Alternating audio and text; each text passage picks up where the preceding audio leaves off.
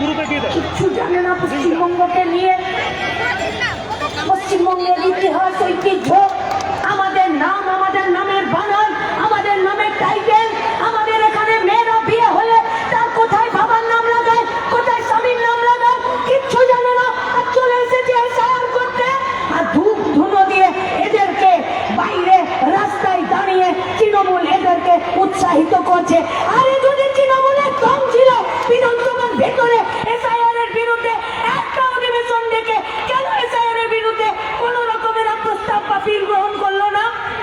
হ্যাঁ জবাব তৃণমূলকে পাস। শুধু তৃণমূলের কাছে একটাই জবাব আছে, কি? কোনো অসুবিধা নেই, প্রশাসন মেলার মাঠের পারমিশন দেয়নি। ফলত আজকে যদি এখানে কিছু ঘটনা ঘটে তার দায় থাকবে দালাল প্রশাসন। আমরা নেব না দায়। মেলার মাঠে থাকতাম, রাস্তা অবরোধ হতো না, প্রশাসন জানতো না, পুলিশ জানতো না, মালদা জেলার থেকে মানুষ জীবনের যন্ত্রণায়, আইসিডিএস এর কর্মীরা, আশার কর্মীরা, সরকারি কর্মচারীরা, পরিযায়ী শ্রমিকরা, মাইক্রো ফিন্যান্সের জালে হাসপাস করা মহিলারা আজকে মালদা জেলাতে এই শহরের উপকণ্ঠে এসে উপস্থিত হবে। আর তা নেই তা অ্যাডমিনিস্ট্রেশন কো পুলিশ জানতো না? সব জানতো, সব। তারপরেও বলেছে দেয়নি পারমিশন, তো তার দায় আমাদের নয়। আমরা শুধু আপনাদের কাছে বলতে চাই, তৃণমূলের দ্বিচারিতা দেখুন, তৃণমূল কংগ্রেসের দ্বিচারিতা দেখুন। এদের আইপ্যাকের ঘরে ইডির রেড পড়ে যায়, এরা দৌড়ে চলে যায়। আইপ্যাকের ঘরে ইডির রেড পড়ে যায় পয়সার তছরূপের জন্য। রাজ্যের মুখ্যমন্ত্রী তৃণমূলের গাড়িতে এই পুলিশকেই চাপিয়ে নিয়ে হড়বড় করে চলে যায় ফাইল আর তাদের সমস্ত ইলেকট্রিক্যাল ডিভাইস বাঁচানোর জন্য। আর ইডি নিজের হাতের উপর হাত দিয়ে দাঁড়িয়ে থাকে। তখন তৃণমূল কংগ্রেসের চোর নেতা নেত্রীদেরকে মমতা ব্যানার্জিকে এরা দেখতে পায় না।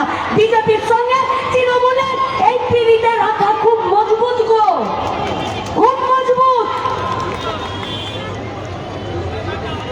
ছোটতে ওই খেলাতে থাকতো না লুকোচুরি, আর একজন পুলিশ থাকতো যে ওকে খেলাতে নিতে হয়, কিন্তু ওকে একবারও চোর করা যাবে না, কারণ ওকে ছেড়ে রেখেছি বিজেপি, তৃণমূল আর এই রাজনৈতিক দলগুলোকে সবকে নিয়ে এই চোর আর পুলিশ, চোরকে ধরার খেলাতে তৃণমূলকে বিজেপি আর পুলিশ করে রেখেছে। চোখের সামনে দেখেও তৃণমূলের এই চোরগুলোকে ধরতে পারে না। তাই ইডি রেড চলাকালীন আইপ্যাকের বাড়ি থেকে এদেরকে ধরলো না, ফাইলকে নিজেরা নিল না, আর এদের বিরুদ্ধে একটা মামলা, একটা এফআইআর করে এখনো পর্যন্ত ওদের কোনো শাস্তি হলো না। এবার আমাদের মায়েদের কাছে একটা প্রশ্ন, এই গোটা মালদা জেলার মায়েদের কাছে আমার একটা কথা, মায়েরা শুনেছিলেন জাল ওষুধের জন্য আমাদের পোয়াতি মাগুলো, জাল স্যালাইনের জন্য আমাদের পোয়াতি মাগুলো বাচ্চা জন্মাতে গিয়ে হসপিটালে সবাই আইসিইউতে ভর্তি হয়ে গেছিল। কারো বাচ্চা জন্মেই মরে গেল, কারো বাচ্চা জন্মালো না, আর কেউ বাচ্চা জন্মাতে গিয়ে মাটাই মরে গেল। মনে পড়ে? মেদিনীপুর, জলপাইগুড়ি, সরকার কি বললো? বললো স্যালাইনটাকে বাদ দিয়ে দাও। আরে স্যালাইন বাদ দিলে ট্রিটমেন্ট বন্ধ হয়ে যায় নাকি? কোথায় তৈরি হচ্ছিল স্যালাইন? চোপড়া, উত্তর দিনাজপুর, ইসলামপুরের ওখানে। কারা বানাচ্ছে এই জাল স্যালাইন?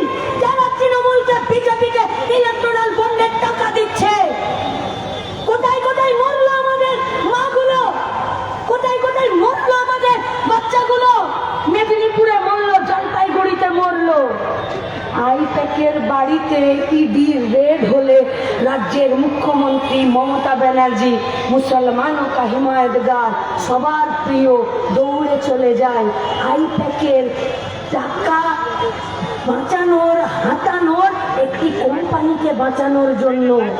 যখন জাল ওষুধে আমাদের মাগুলো, বাচ্চাগুলো মরলো, একটা জাল ওষুধের কোম্পানিতে রাজ্যের মুখ্যমন্ত্রীকে যেতে দেখেছো?